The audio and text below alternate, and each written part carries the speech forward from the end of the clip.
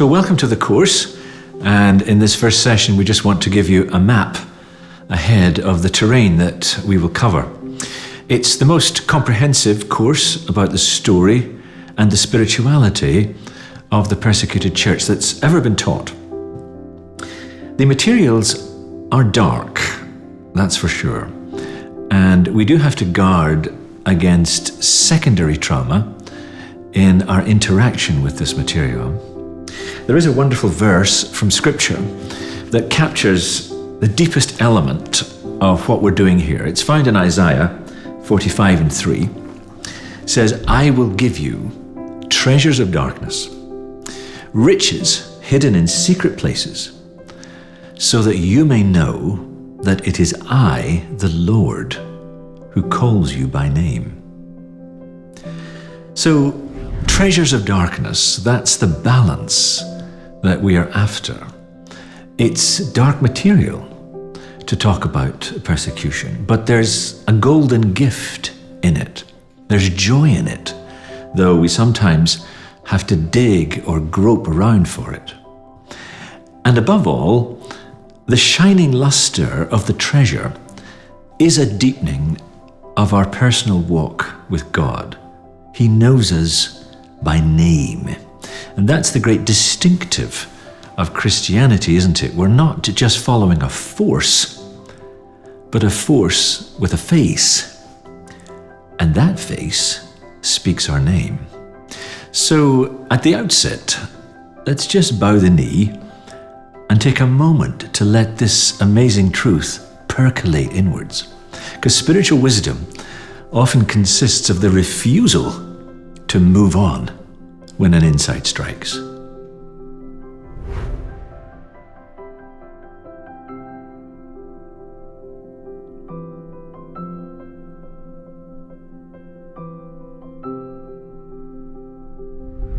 Now, the course itself is divided into 5 main units or modules, or as we'll call them, pillars. Very briefly, the first one is the biblical pillar. We review the biblical definitions of persecution vis-à-vis the definitions from the realm of human rights. And we'll find some very striking similarities and dissimilarities. We look at the ways Christ got into trouble. We look at the 5 main sources of persecution in the New Testament: families, kings, priests, merchants, and mobs. And so we gain a realization that everyone must become aware of how suffering is integral, not only to discipleship, but is essential to mission. Then we have a historical pillar.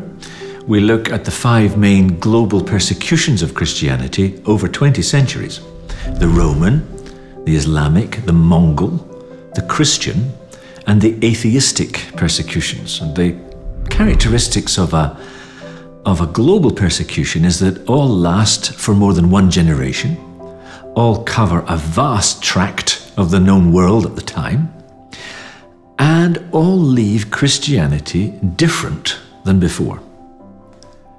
And the idea is to show how persecution sometimes can kill the church. It doesn't always revive it, as many claim.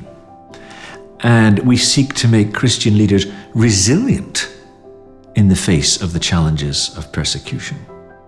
Then we have a third module, or pillar, which is the contemporary story of persecution. And we take participants on a global tour, exposing everyone to the big trends of why in our current era, it seems to be getting harder to be a Christian literally everywhere. And we propose a kind of 7-element model for understanding how persecution gets going in any context. These elements would be vacuum, villain, movement, lie, mob, megaphone, law. And we ask every participant to draw up a profile of how persecution might be happening around them, no matter how faint the outline of the phenomenon. Now, our fourth module is what we call the influence pillar, we drive a distinction throughout the course that there are some forms of persecution we embrace with all our heart, and some forms of persecution we must fight against with all our might. And the short version of this is that if it's persecution that's enshrined in law, then it can be changed if we find a way to fight against it. So we examine how we can influence the persecutor to ensure a legal space for Christianity to be practiced. Some might call this the area of advocacy. And then our final unit is the spiritual pillar. We look at the spirituality of persecuted churches and Christians. What difference does the experience of persecution make to a person's spiritual life or the life of the church? It's not always positive. There are hazards we have to look out for, as well as blessings. Hazards such as being obsessed with the apocalyptic, perhaps, or a dangerous tendency to legalism. So welcome to this journey. I pray that when we come to the end, we will have in our hands treasures mined from this darkness and a closer walk with the God who calls us by name.